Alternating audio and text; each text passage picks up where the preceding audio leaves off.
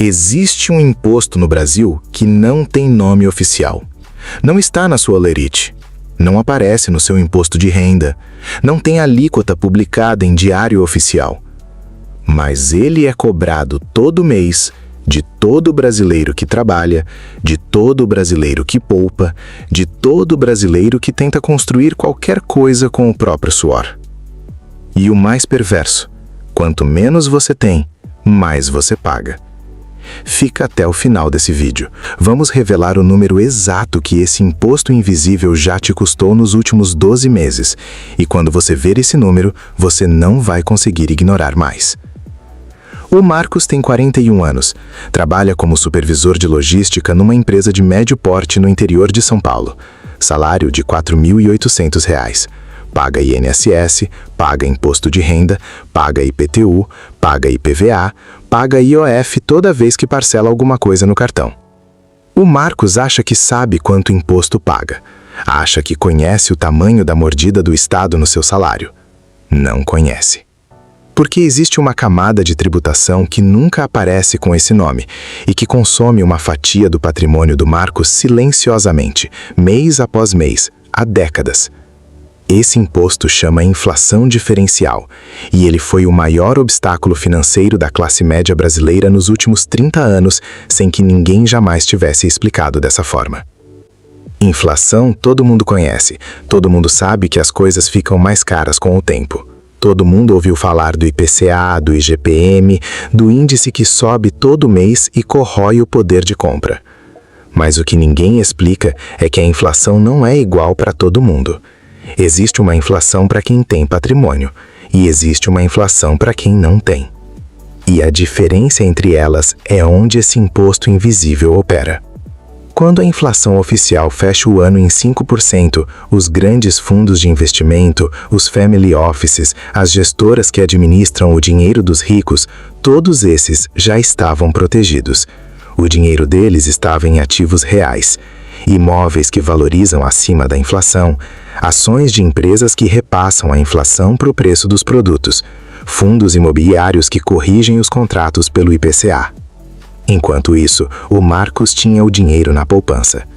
A poupança rendeu 6,17% no mesmo ano que a inflação fechou em 5%. O Marcos olhou para o extrato e pensou que tinha ganho dinheiro. Não ganhou. Perdeu. Porque a inflação que o Marcos sente não é a inflação oficial. É a inflação do aluguel, que subiu 11%, é a inflação da escola do filho, que subiu 8%, é a inflação do plano de saúde, que subiu 15%, é a inflação do supermercado, que subiu 13% nos itens que a família do Marcos realmente compra.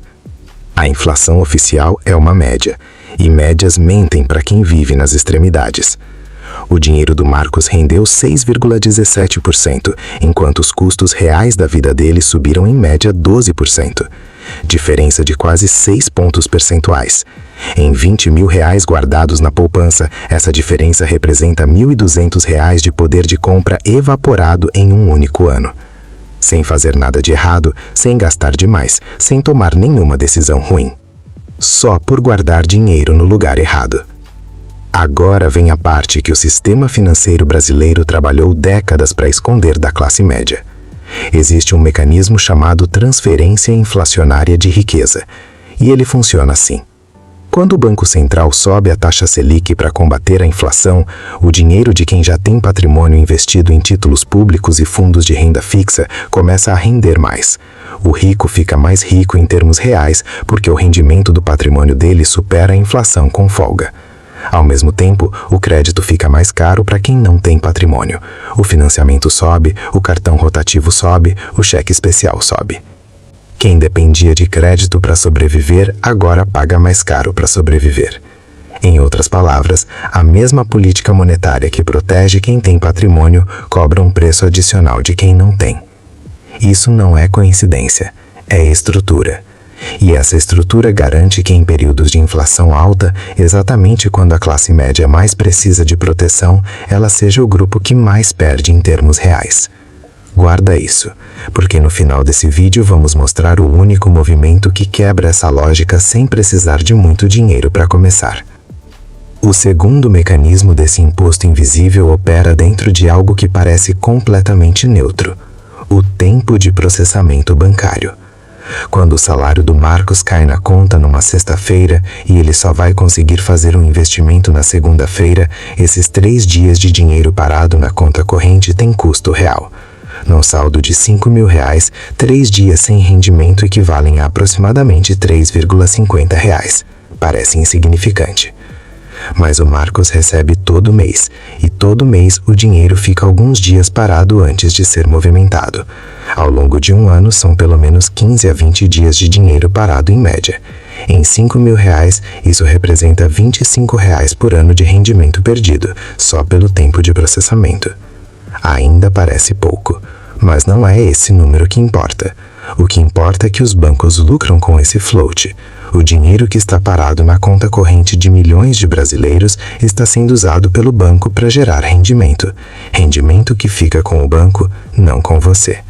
O sistema bancário brasileiro movimenta aproximadamente R$4 trilhões em depósitos à vista todos os dias. Float de um único dia nesse volume representa centenas de milhões de reais de rendimento que pertencem aos correntistas, mas ficam com as instituições financeiras. Esse é o imposto invisível operando em escala industrial. E cada correntista paga uma fração microscópica que parece irrelevante individualmente, mas que somada representa uma das maiores transferências silenciosas de riqueza da história econômica brasileira. O que fazer com tudo isso? A resposta não é simples, mas é direta. O único movimento que quebra a lógica do imposto invisível para quem ainda está construindo patrimônio é sair dos instrumentos que o sistema criou para a classe média e entrar nos instrumentos que o sistema criou para si mesmo. Tesouro Selic direto, sem intermediário, sem taxa de administração, com liquidez diária e rendimento que acompanha a taxa básica de juros em tempo real.